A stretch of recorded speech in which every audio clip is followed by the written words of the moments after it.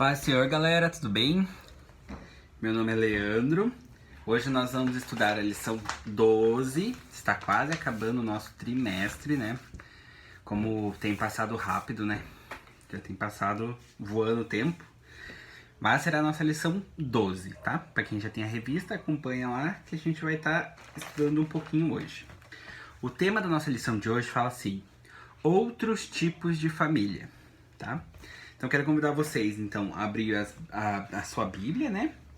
Em 2 Timóteo, capítulo 1 e o versículo 5, que é o nosso texto áureo, né? Nosso destaque aqui da lição, que fala assim: lembro da sua fé sincera, a mesma fé que a sua avó Lloyd e Eunice, a sua mãe, tinham. E tenho certeza que é a mesma fé que você tem.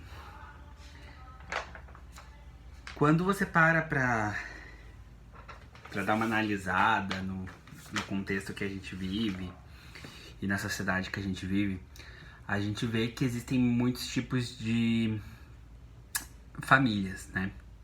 Existem famílias de todos os tipos e que é diferente do padrão que Deus estabeleceu, né? Pai, mãe e filhos. Isso acontece por diversos fatores, enfim. Mas eu já quero... A nossa lição, ela vai falar sobre um pouquinho sobre Timóteo, tá? Timóteo, quem era Timóteo? Ele era um pastor que ele teve uma família diferente. Ele foi criado pela sua avó e pela sua mãe. A Bíblia ela não faz menção sobre o nome do seu pai.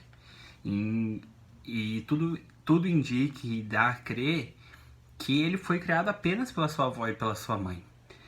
Mas isso não impediu de que Deus estabelecesse um projeto na vida dele e que Deus cumprisse promessas na vida dele e na vida da família dele.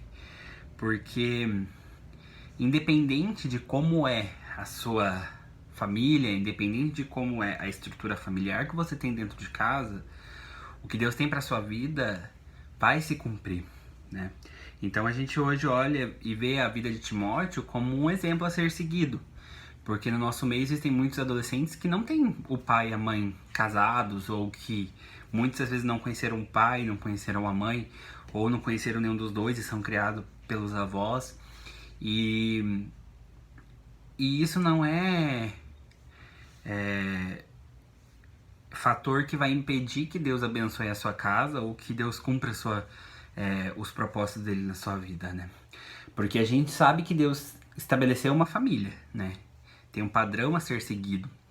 Mas às vezes por força maior do que a gente consegue controlar, às vezes por forças maiores do que a gente consegue imaginar que vai acontecer, às vezes os pais se separam, às vezes morre alguém da família, às vezes acontecem diversas situações que possam fazer com que a família ela perca essa estrutura, né? Ela seja modificada. E a Bíblia nos mostra que independente de como é essa estrutura, porque a gente vive em uma sociedade que está em constante modificação, em constante evolução. Se a gente olha a tecnologia que há pouco tempo atrás não existia. Na minha época que eu era adolescente, a gente conversava por SMS, não tinha WhatsApp, né? Então você vê como as coisas elas mudam muito rápido. E isso não quer dizer que não vai acontecer dentro das nossas casas, das nossas famílias. E talvez se você nesse momento passa por uma dificuldade de que seus pais estejam se separando, ou que enfim, perdeu alguém da sua família, seu pai, sua mãe, ou talvez, né, você se sinta diferente por não ter uma família tradicional, isso não impede que Deus te abençoe, né? Sim, existe um padrão que Deus estabeleceu e que a gente tem que lutar para que a nossa família continue assim. Mas se por algum motivo a sua família ou a sua estrutura familiar for modificada no decorrer da sua vida, isso não impede de que Deus te abençoe. Isso não impede de que você vá ter uma família abençoada. Não é porque os seus pais não tiveram um casamento tão abençoado, ou que seus pais não tiveram sucesso no relacionamento, ou enfim, aconteceu alguma coisa que fizeram que rompesse essa relação, não quer dizer que a sua família vai ser assim, que todo casamento vai ser... vai fracassar, ou não vai dar certo, ou... Enfim, a sua vida é diferente da vida dos seus pais, é diferente. Cada um tem uma vida individual e propósitos diferentes, né? Então, não pense que porque o casamento dos seus pais não deram certo, ou alguma coisa aconteceu, que na sua vida, no seu casamento vai ser assim. Não se frustre, né? Não carregue um peso maior do que você pode suportar. E a Bíblia nos mostra na vida de Timóteo que ele tinha uma fé, ele tinha um caráter, ele era íntegro, ele foi criado pela sua avó e pela sua mãe, e isso não impediu que ele fosse um pastor, né?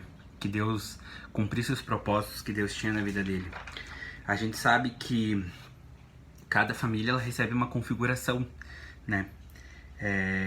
Mas que nós não vivemos num mundo perfeito, né? Nós vivemos em um mundo que é corrompido pelo pecado. E o pecado ele traz consequências para as nossas vidas. E às vezes o que acontece é consequência, né? E a gente precisa entender que são escolhas, frutos, consequências, e que às vezes as consequências dos nossos atos, elas não atingem só a gente, ela atinge as pessoas que estão à nossa volta. E faz com que pessoas sofram, pessoas se machuquem. E a vida é assim, né? A gente precisa entender que nem tudo vai sair do jeito que a gente planeja, né? Mas existe também um padrão que não é saudável, né? Então o mundo ele tenta de diversas maneiras incluir nas nossas vidas e que a gente aceite padrões de famílias que não são naturais, né? Que não são corretas à luz da palavra de Deus. Então a gente precisa entender que existem configurações e situações que modificam uma família, e existem situações que o pecado tenta fazer com que a gente ache que é normal, né? E vale entender também que a nossa família ela é uma base, então é um lugar para que a gente aprenda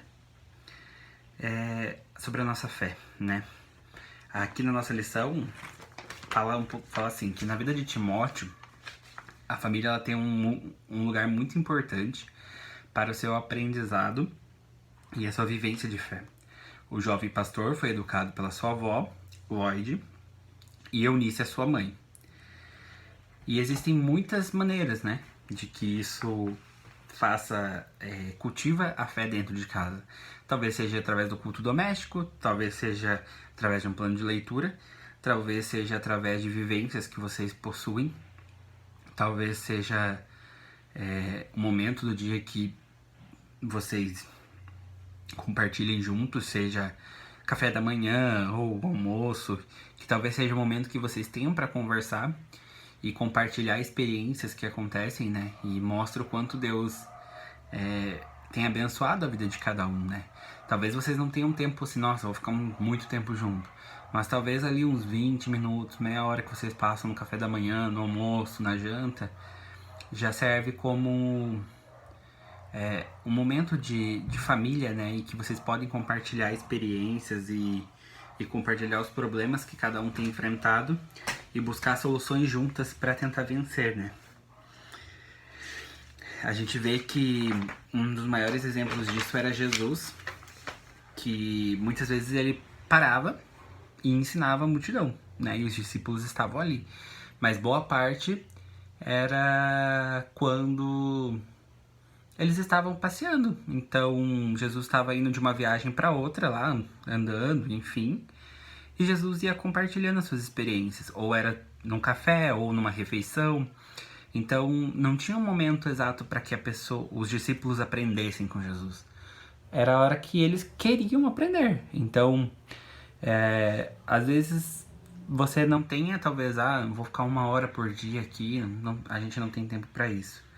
Mas talvez vocês tenham meia hora de almoço, meia hora de café da manhã, uma janta, que vocês passem um período junto e que é um momento que você pode compartilhar com a sua família e aprender.